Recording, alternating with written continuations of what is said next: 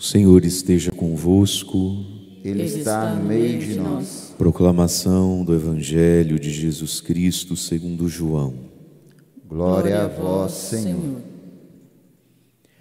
Naquele tempo, os judeus pegaram pedras para apedrejar Jesus, e ele lhes disse: Por ordem do Pai mostrei-vos muitas obras boas. Por qual delas me quereis apedrejar?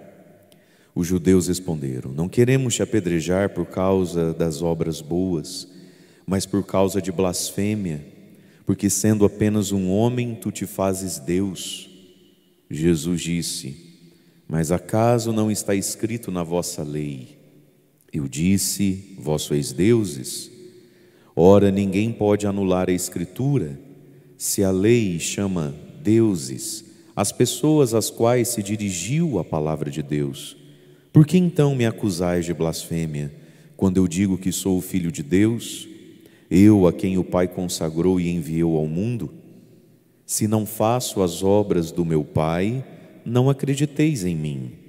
Mas se eu as faço, mesmo que não queirais acreditar em mim, acreditai nas minhas obras, para que saibais e reconheçais que o Pai está em mim e eu no Pai. Outra vez procuravam prender Jesus, mas ele escapou das mãos deles. Jesus passou para o outro lado do Jordão e foi para o lugar onde antes João Batista tinha batizado, e permaneceu ali. Muitos foram ter com ele e diziam: João Batista não realizou nenhum sinal, mas tudo o que ele disse a respeito deste homem é verdade. E muitos ali acreditaram nele. Palavra da salvação. Glória a vós, Senhor.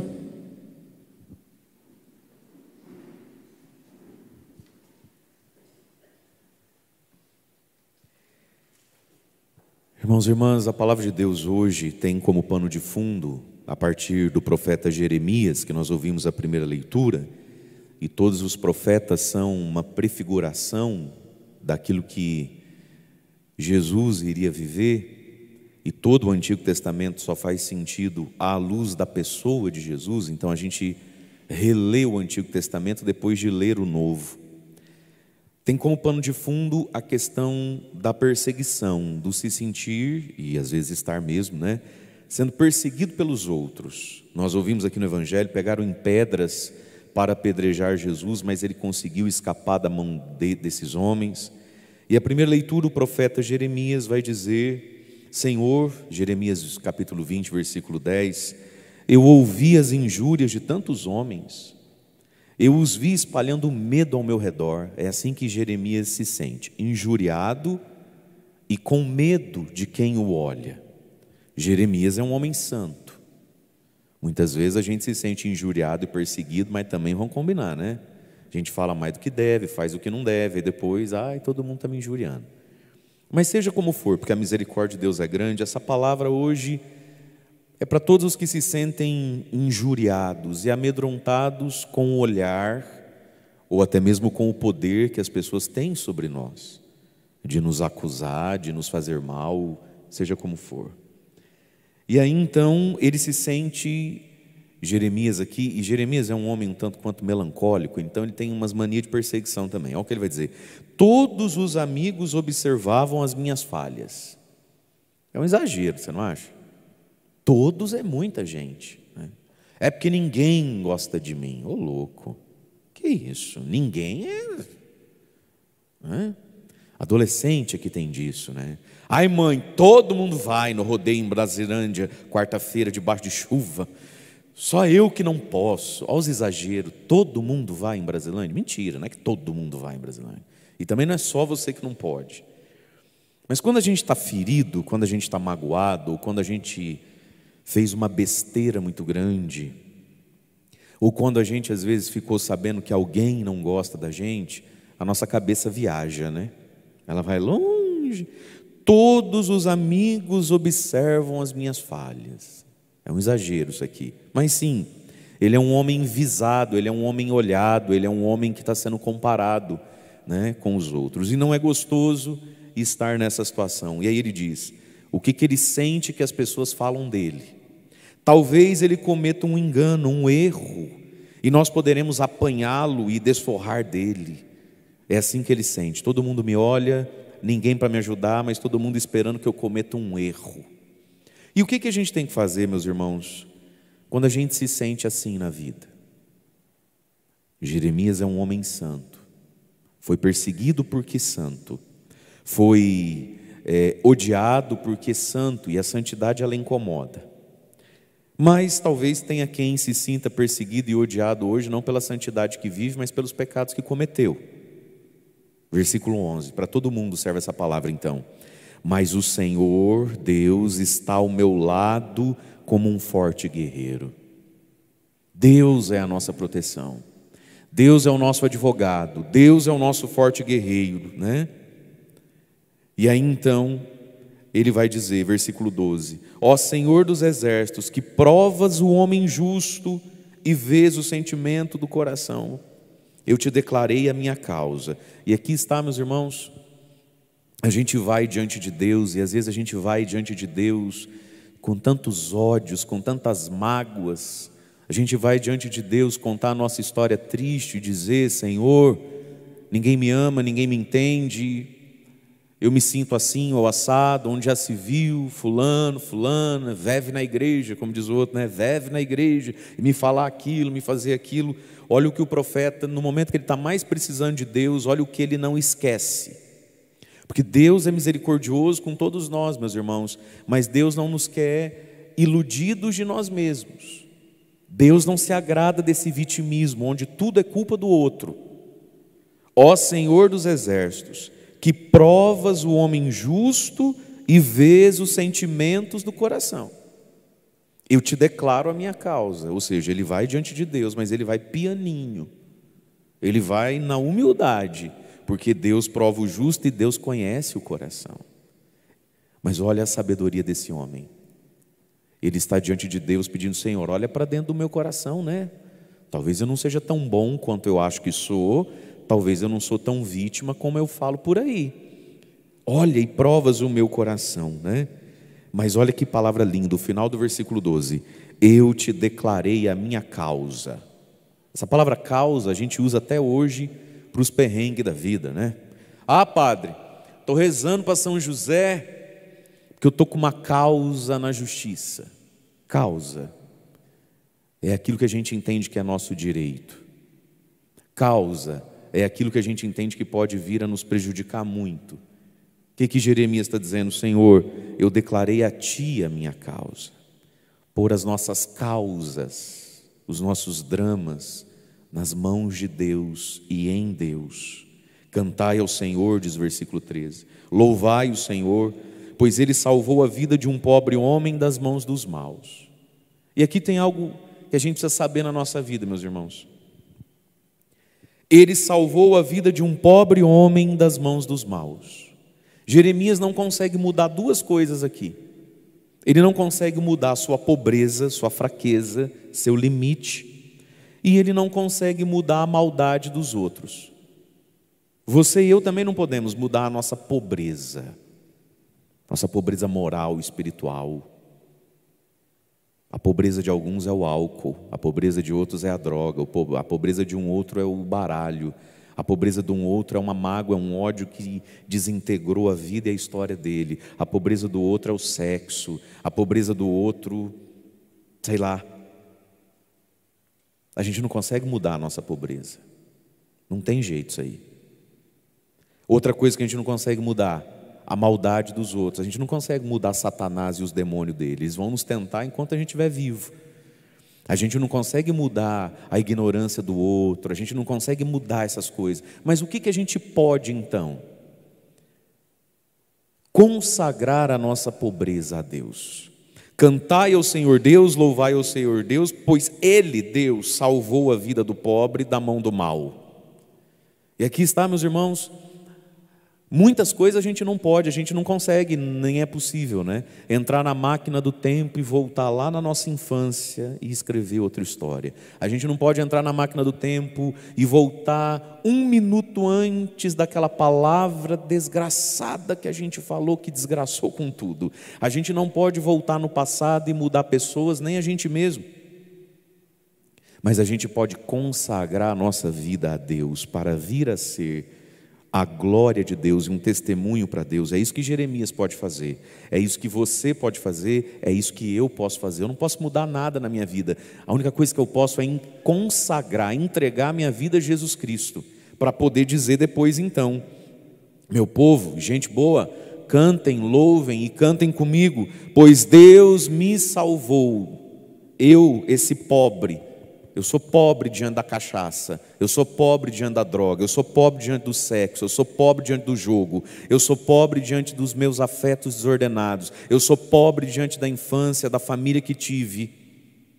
Esse mundo é cheio de homens maus, mas Ele é forte e me salvou. Esse é o poder que eu tenho, de escolher onde é que eu vou pôr a minha dor, na mão de Deus ou na mão do cão. Esse é o poder que eu tenho.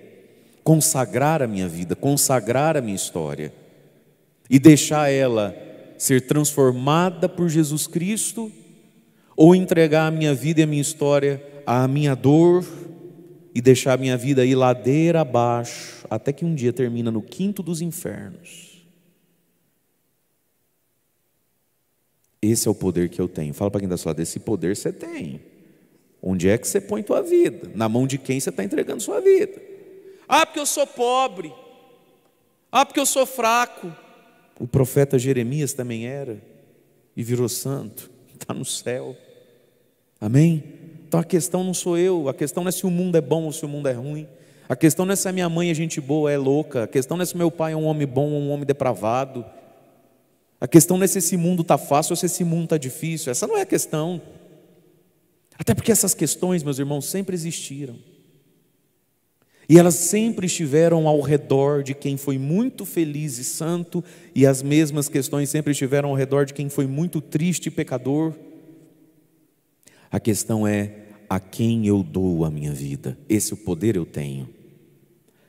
Dar a vida a Jesus Cristo. E aí então nós ouvimos e cantamos o refrão do Salmo: ao Senhor eu invoquei na minha angústia, e Ele escutou a minha voz.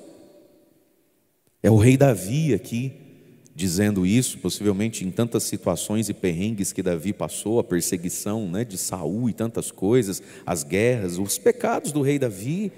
Mas olha o que ele está dizendo: ao Senhor eu invoquei na minha angústia. Então, na minha angústia, por mais que me pareça mais fácil ou mais rápido resolver chapando, bebendo, chutando o pau da barraca, indo atrás de alguém que lê mão, que faz trabalho, despacho, mas todo mundo sabe que a única coisa que pode resolver a angústia é esse caminho aqui: invocar a Deus na minha angústia. Agora, o que é invocar a Deus? Invocar a Deus, meus irmãos, é se voltar para Ele na oração e na santidade. Quando a gente está na angústia, quando a gente vê que a nossa vida está fora do nosso controle, a primeira coisa que a gente faz, a gente para, senta e faz um belo e profundo e verdadeiro exame de consciência. Reconhece os pecados, escreve num papel e o quanto antes se confessa. Quando a gente está num combate espiritual, quando a nossa vida está na mão do demônio, a gente não senta e chora, a gente reage. Quando a nossa casa está sendo atacada pelo demônio, porque, meus irmãos, o combate espiritual ele existe. Não quer dizer que a gente vai colocar a culpa dos nossos pecados que a gente comete porque gosta, porque quer e porque é fraco, nas costas do demônio. O demônio não é culpado do seu pecado, mas o demônio ele é culpado do combate. Você já reparou que às vezes a vida da gente vai embolando? Não vai embolando? Você não precisa se desesperar, você não precisa ficar neurótico achando que alguém colocou teu nome na boca do sapo, que não precisa nada disso para a vida da gente embolar. Mas às vezes a gente tem que ter uma fineza espiritual.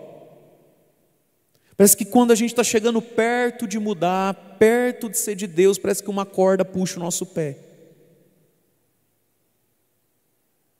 Mas não tem nada aí não?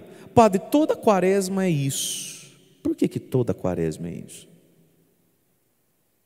Então, quando a gente está num combate espiritual, quando a gente percebe que existem forças sobre nós, contrariando a nossa vontade, eu queria, mas não consigo, eu tentei de novo e não deu certo, nós estamos num combate espiritual. O que faz quem está num combate espiritual? Primeira coisa, se limpa, se reconcilia com Deus.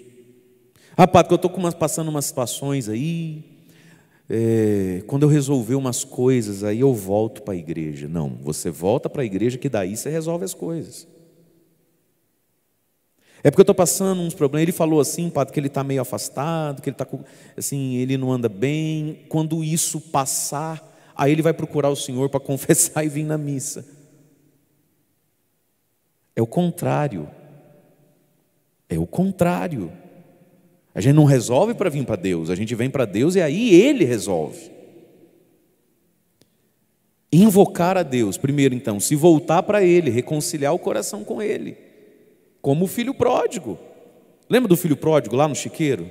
Como é que ele volta para o pai dele? Tudo lascado, né? Parece que eu estou vendo aquela camisetinha do Flamengo, toda furada, assim, desgranhenta. Não sei, na minha mente é o que vem, quando eu penso naquele menino, eu vejo uma camisetinha do Flamengo, um short doado do Corinthians. Nossa Senhora, né? Aquele chinelinho de dedo segurado com um prego. Lembra da Havaiana que usava prego? Aquela coisa. Aquele menino tudo acabado. Você imaginou se ele... E ele voltou para o pai dele. Porque ele voltou para o pai dele, dali a pouco você vê ele, camisetinha do Palmeiras, Crefisa, assim. Não é? Não é o que vem é o que vem na minha cabeça. Me respeita. Banho tomado, barba feita, não é verdade ou não é? Crucifixozinho por cima da camisa, assim, bonitinho, correntinha de Nossa Senhora, parece que eu estou vendo, calçadinho, menino alinhado, até vontade de dar um emprego para ele, porque ele voltou. Você imaginou se lá no chiqueiro ele fala, não, primeiro eu vou resolver uns problemas, primeiro eu vou resolver umas situações, porque aqui que está, gente, a gente quer parar de sofrer, sim ou não? Mas a gente não quer ser humilde. Esse é o nosso problema. E a palavra de Deus diz assim, na carta de São Pedro, Ele resiste ao soberbo, mas concede sua graça ao humilde. Então, a gente quer parar de sofrer, e isso é bom, a gente quer mudar, isso é bom, mas a gente não quer ser humilde. E a palavra de Deus diz, se você não é humilde, Deus resiste a você. Mas se a gente é humilde, Ele tudo concede. Então você imaginou aquele menino, lá no chiqueiro, não, primeiro eu vou comprar um tênis decente, primeiro eu vou dar um jeito de arrumar essa cara minha, fazer essa barba. Primeiro eu vou dar um jeito de pagar essas contas. Aí eu volto para o meu pai, para a casa do meu pai, cabecinha erguida. Meus irmãos, quem caiu, quem errou, quem fracassou, volta, é sujo mesmo. Ontem eu escutei uma das confissões mais sinceras e bonitas que eu ouvi na minha vida. De alguém que andou com Deus, se afastou de Deus e falou, padre, eu estou aqui nessa confissão, eu estou de chinelo de dedo porque eu não tenho um tênis para pôr. O pecado está acabando com a minha vida. Sabe quando você vê uma pessoa que virou lixo, que virou nada? Mas foi uma confissão tão sincera, tão aberta, porque os pecados têm nome, né? Padre, que andei fazendo as maluquices por aí. Mas maluquice por aí pode ser 200 mil coisas. O que são maluquices por aí, né? Mas sabe quando a pessoa abre o coração de verdade? E, gente, como é importante a humildade, como é importante a gente perdoar.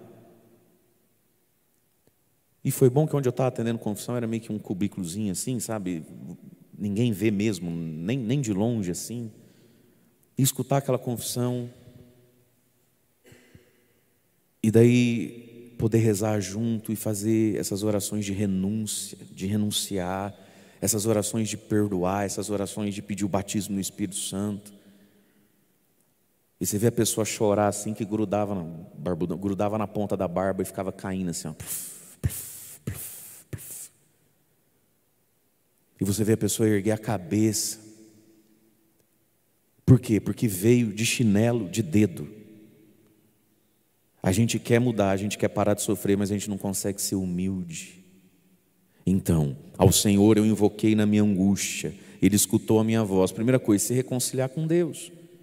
Nós não podemos continuar carregando um mundo, uma tonelada de culpa, de acusação do diabo, porque quando eu estou no pecado, eu estou na mão dele.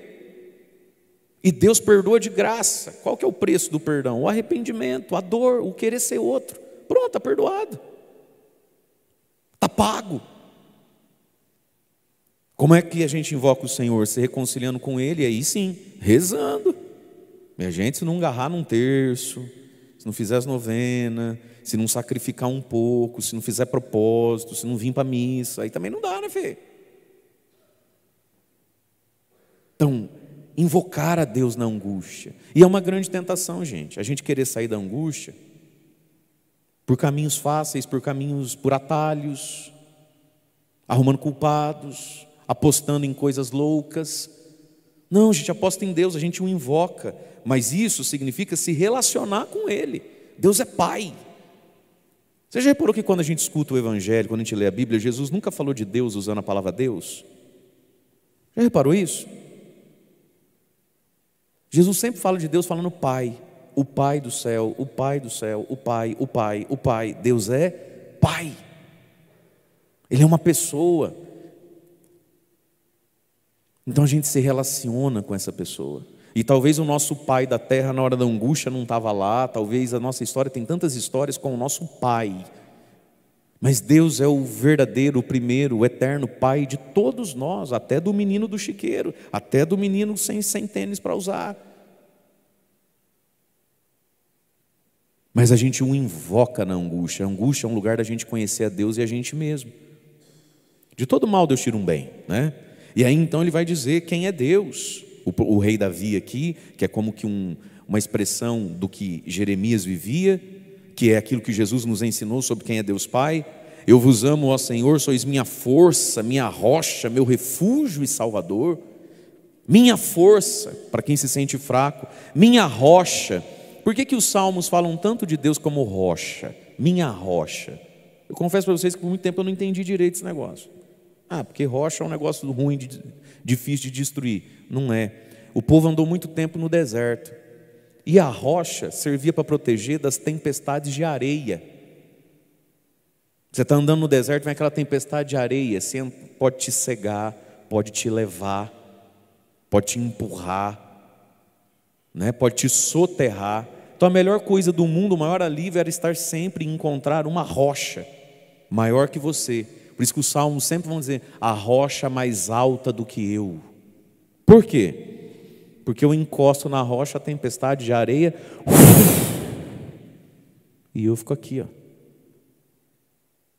na rocha, escondidinho na rocha.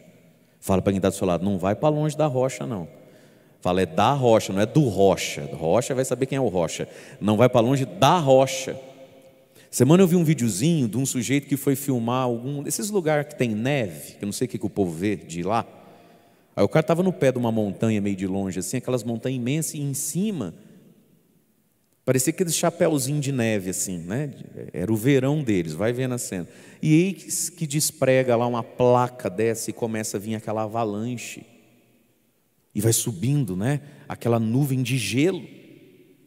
Oh my God, let's go, aquelas coisas todas. E ele deu uma corridinha assim, aí ele deu um pulo, e aí ele encontrou uma rocha mesmo, um paredão assim, de uns 5 metros assim, de largura, só que alto. E aí e a câmera tremendo o tempo todo, e aquele mundo de gelo, aquela avalanche toda passou por cima. E ele ficou ali. Era para ter morrido, levantou, tirou o gelo do cabelo, ainda fez uma selfie. O dia que ele arrumou tanta paz também, eu não sei, mas enfim, é essa imagem aqui, ó. O Senhor é a minha força, o Senhor é a minha rocha. Ou seja, essa parede que aguenta uma tempestade, que aguenta uma avalanche que eu não aguento, tem que estar coladinho com Ele, meu refúgio. O povo andou muitos anos no deserto, então encontrar um refúgio, encontrar uma rocha escavada para você poder dormir dentro, Ele é refúgio e Ele é Salvador. E aí o salmista continua dizendo, ó meu Deus, sois o rochedo que me abriga, minha força, poderosa salvação, meu escudo, em vós eu espero, invocarei o Senhor, a Ele a glória, e dos meus perseguidores eu serei salvo. E olha o que Davi sente. Davi não era um exagerado, Davi está escrevendo a verdade do coração dele. Versículo 5, Salmo 17, versículo 5. Ondas da morte me envolveram totalmente, torrentes de maldade me tocam. Imagina você sentir isso. Eu estou envolvido por ondas de morte, torrentes de maldade. Laços do abismo me amarraram. Quantas pessoas estão amarradas? E a própria morte se aproximou de mim. Versículo 7, Salmo 17, versículo 7. Ou 18, versículo 7. Depende da sua Bíblia, pode anotar e começar a rezar isso todo dia. Gente, os salmos têm um poder de cura na nossa vida, sabia? Então vou dizer, continue tomando de 8 em 8 horas tantas gotas aí que mandaram você tomar, tem que tomar. Continue sempre no café da manhã antes de dormir tomando não sei quantos miligramas, aquele comprimido, toma, tem que tomar. Mas tome a palavra de Deus. Deus está falando com gente aqui, hein? Quem sabe você pudesse escrever num papelzinho e deixar do lado dos teus remédios. E na hora que você for tomar o remédio, você toma o remédio, mas toma a palavra também junto. E diga assim, ó, e poder ler lá. Ao Senhor eu invoquei na minha angústia e levei o meu clamor para o meu Deus. Aí quem sabe do lado daquele outro remédio que você precisa tomar, você pudesse ter lá, escritinho. Ó meu Deus, sois o rochedo que me abriga, minha força e poderosa salvação. A palavra de Deus, gente, ela não é algo para a gente se sentir culpado. A palavra de Deus não é para você escutar, entender e falar, nossa, que porcaria de ser humano que eu sou. Não. A palavra de Deus é remédio para a nossa vida. A gente escuta e proclama a palavra para ser curado, para ser liberto. A palavra de Deus tem poder, a palavra de Deus é eficaz. A palavra de Deus não é um martelo para ficar dando porretada na gente, a gente se sentir fraco e, meu Deus, quão pecador eu sou. Não, a palavra de Deus é a nossa esperança e ela, quando é proclamada, ela produz efeito mesmo. Só que para isso, meus amados, nós precisamos ter fé. E aí vem o evangelho de hoje, João 10, do 31 ao 42, os judeus pegaram em pedras, quiseram apedrejar o Jeremias 400 anos antes de Jesus, agora vão apedrejar o próprio Jesus. E aí Jesus diz, para esse ódio, para essa maldade, por ordem do Pai mostrei-vos muitas obras boas. Você estava aqui, na piscina de Siloé, o ceguinho, nunca enxergou, eu abri o olho dele. Né? Vocês estavam aqui, na beira da piscina, 38 anos, todo atrofiado, aleijado numa cama, está correndo, jogando bola, entrou para o crossfit. Eu só fiz o bem para os outros. Vocês ficaram sabendo dos 10 leprosos, eu curei a distância. A Madalena sossegou o facho, virou mulher direita, está uma bênção a Madá. Vocês querem me apedrejar por quê? O Zaqueu, que tampinha do inferno, né, Quequeu? Parou de roubar os outros, virou um homem direito. Eu não estou entendendo o que vocês querem fazer comigo. Vocês querem me apedrejar? E sim, meus irmãos, dentro de todos nós existe uma maldade, uma preguiça. Ai, que preguiça! Existe um apego e existe um orgulho que nos faz querer apedrejar a verdade. Quem errou fui ele, não fui eu. Eu não sei se precisa dessas coisas porque eu acho, porque eu penso. É o nosso jeito de apedrejar a verdade, né? Por qual delas vocês querem me apedrejar? Aí eles vão dizer, não, é porque não é por causa das obras, não. É por causa da blasfêmia, você falou que você é filho de Deus, você se fez igual a Deus. Verdade, a gente é igual a Deus, né? Mas veja, não é por causa disso não, eles sempre quiseram perseguir Jesus por qualquer coisa. Porque Jesus revelava o quão egoístas eles eram, sem dizer isso para eles. Você sabe que tem coisa, gente, que não precisa ser dita para a gente perceber na gente, né? Jesus fez aqueles homens entenderem muitos pecados deles, muitas hipocrisias, sem dizer nada. Mas vamos lá então, já que a questão é essa então, né? Porque você diz que você é Deus, porque sendo apenas um homem tu te fazes Deus. Não, é o contrário. Jesus não é um homem que se faz Deus. Jesus é Deus que se fez homem. Essa é a nossa fé. Esse homem aqui que falou essas coisas, aí o padre falou assim: palavra da salvação. O que você falou mesmo? Glória. Só quem está vivo reage. Palavra da salvação. É palavra da salvação. É Deus que se fez homem e veio aqui falar com você e comigo. Essa é a nossa fé. É isso que muda a nossa vida. É que sendo apenas um homem sábio, não. É que sendo apenas um homem muito inteligente, muito fraterno, não. É Deus que se fez homem. E na boca humana, no linguajar humano, nos exemplos humanos, está nos falando da eternidade. É o contrário, filho.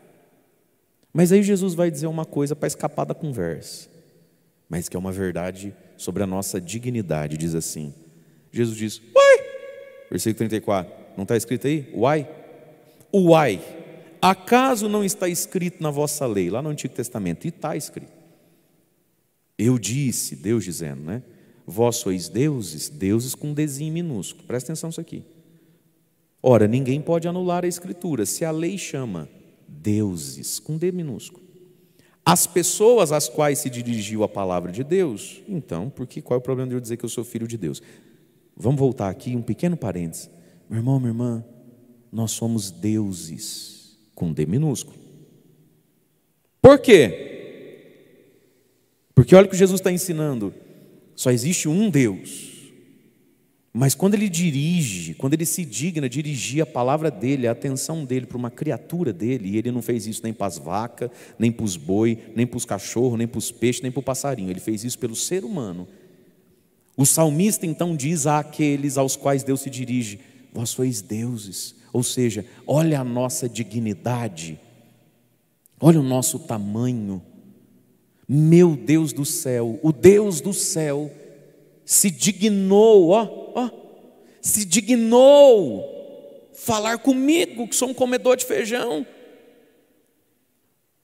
falar comigo que um dia eu vou terminar num túmulo e os bigatos vai comer. Se dignou me dar uma alma, me dar uma eternidade e falar comigo. Olha o que Jesus está dizendo, todos nós somos deuses, com um D minúsculo, mas para dizer assim, que nós somos muito dignos, nós não somos iguais aos bichos, nós temos uma dignidade maior. Então, se Deus falou comigo, se grande é a minha humanidade, eu preciso me repor na vida. Por isso que de vez em quando, mais do que eu gostaria, mas sempre que necessário, eu falo: senta direito.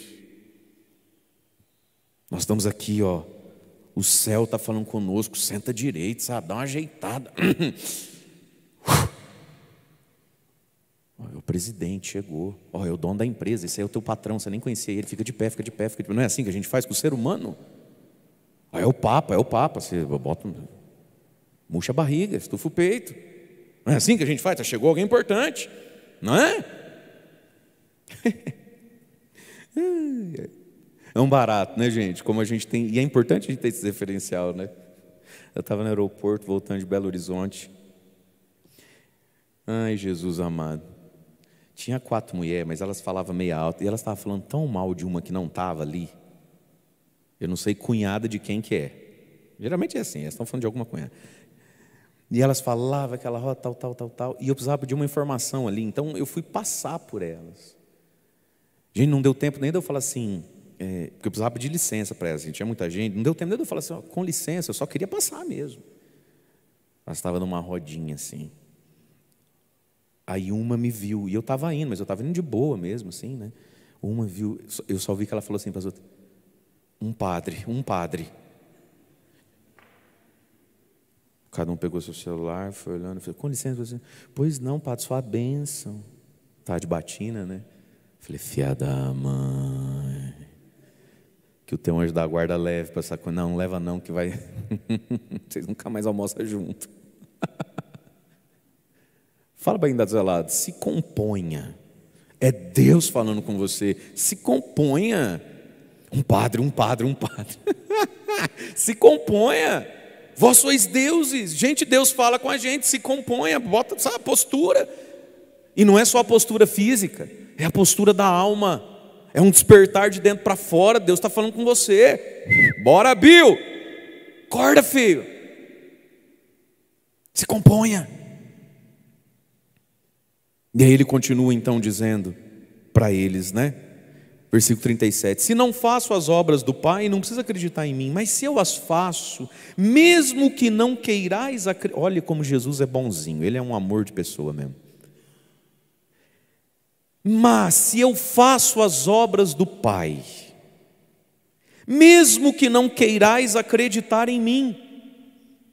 Sei lá, você não gosta da minha voz, eu falo muito, eu falo pouco, você não concorda com muito, tá bom. Mas, aí ele continua, acreditai nas minhas obras.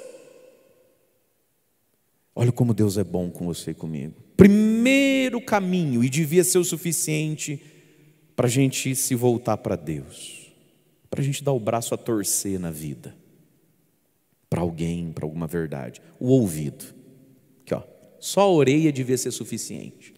Tá, não quer debater, quer discutir, não consegue crer, não consegue aceitar que precisa ir no médico, não quer aceitar que precisa estudar, não quer aceitar que precisa emagrecer, tá bom, não quer aceitar que é bom ir na igreja, tá bom, só a orelhinha não fez o serviço que tinha que fazer, tá bom. Então agora soma o que você está vendo com o que você está escutando e acredite. Você não quer acreditar no que eu digo? Então acredita nas obras que eu faço, e você vai ver que as obras que eu faço tem tudo a ver com o que eu digo, e que tudo aquilo que eu digo tem tudo a ver com o que eu faço. Deus é tão bom, gente, que nos deixou os olhos, não só os ouvidos. Quem tem mais de um filho vive essa experiência. Na paróquia a gente vive essa experiência. Tem gente que basta o ouvido, entra no ouvido da pessoa, ele não é burro, ele não rasga dinheiro, ele não é jumento. O que ele faz? Dentro da cabeça dele, ele elabora aquilo e fala, é verdade mesmo. Tem gente que dentro da cabeça dele fala assim, mas será? E aí vem para a fé, não só pelo ouvido, vem pelos olhos, vem pela constatação. E aí a pessoa começa a juntar alhos com bugalhos e começa, é verdade mesmo, né? Criança não é assim?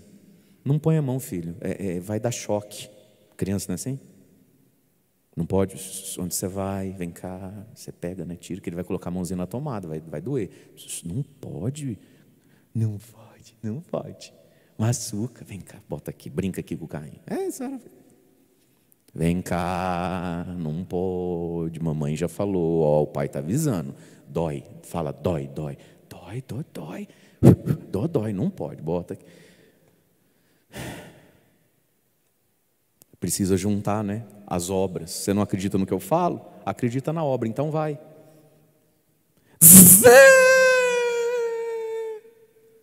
Pronto, acreditou. Juntou o que ouviu com o que experimentou. Não é assim? Quantas vezes a gente escuta, isso faz mal. Não quer acreditar? Prova. Agora acredita por quê? Por causa das obras, por causa do visível, por causa do palpável. Olha o que Jesus está dizendo, gente, vocês não querem acreditar no que eu falo, vocês acham que eu sou muito, né, muito beatão, não é a tua vibe. Amém, feio. Mas olha para a vida e vê se eu estou errado. Olha para a tua vida e vê se eu estou errado. Olha para o que você está colhendo e me diga quem é que está certo. Não quereis acreditar em mim, acreditais ao menos por causa das obras. A vida é uma grande catequese. A dor é o discurso final, minha gente. A dor é o discurso final de Deus. Como a alegria é a prova final de Deus. Constata em você mesmo o que vale a pena. A gente não constata na gente mesmo o que vale a pena? Acreditais ao menos por causa das obras. Mas é preciso ter alguma humildade, porque mesmo com as obras teve gente que não acreditou. Meus irmãos, o orgulho nos condena, o orgulho nos arrebenta e o orgulho nos leva para o inferno. E antes de ir para lá, a gente vive ele aqui. O orgulho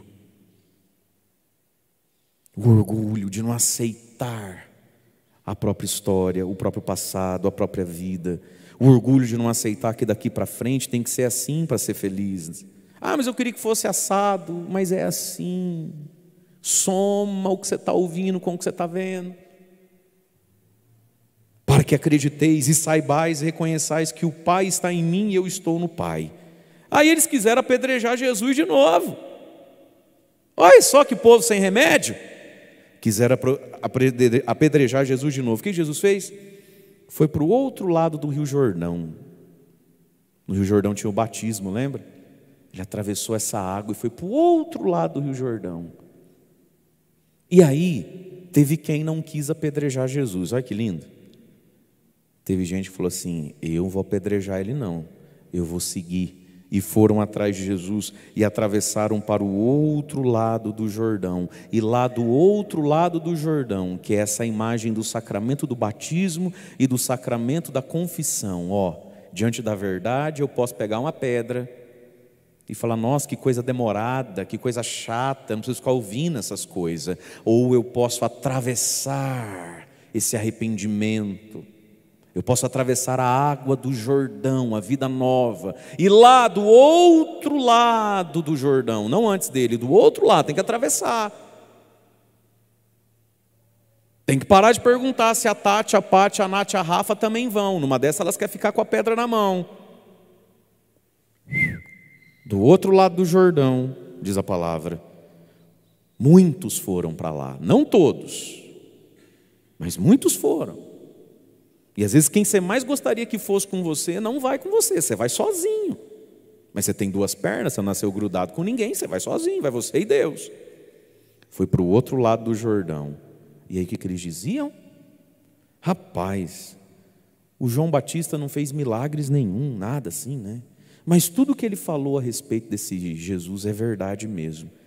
E muitos ali acreditaram nele. Ali onde? Do outro lado do arrependimento, do outro lado do Jordão, do outro lado da renúncia. Não dá, meus irmãos, para atravessar o Jordão carregando os nossos pecados, levando os nossos segredos. No Jordão a gente se lava e termina de crer naquele que é o nosso refúgio e o nosso Salvador. Louvado seja nosso Senhor Jesus Cristo, para sempre seja louvado.